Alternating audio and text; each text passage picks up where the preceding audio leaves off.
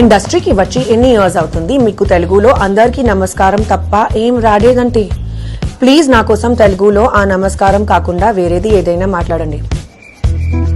అందరికీ నమస్కారం. అందరికీ నమస్కారం. అందరికీ నమస్కారం. అందరికీ నమస్కారం. అందరికీ నమస్కారం. అందరికీ నమస్కారం.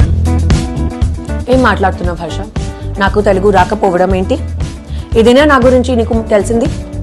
నా తెలుగు అంతా మనసులో ఉంటుంది, కానీ తెలుగులో మాట్లాడంటే డౌట్ వస్తుంది, ఇది రైటా రాంగా అని. బట్ నాకు తెలుగు బాగా తెలుసు. ఇప్పుడు మాట్లాడుంటే ఫీల్ చాలా బాగుంది. కెమెరా ముందు మాట్లాడకపోతే నాకు తెలుగు రానట్టేనా?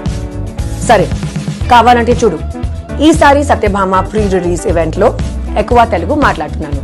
థ్యాంక్స్ కాజల్ గారు. అసలు మీకు పెళ్లి అయ్యాక ఇంకా సినిమాలో చేయారేమో, ఇంకా మిమ్మల్ని స్క్రీన్ మీద చూడనేమో చాలా ఫీల్ అయ్యాను, కానీ మళ్ళీ బ్యాక్ టు బ్యాక్ మూవీస్ చేయడంతో చాలా హ్యాపీగా ఉంది.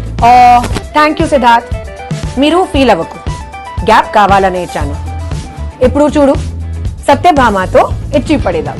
కాజల్ గారు మగధీరా నుండి చూస్తున్నా, అప్పుడు ఎలా ఉన్నారు, ఇప్పుడు అలానే ఉన్నారు. మీ సీక్రెట్ చెప్తారా?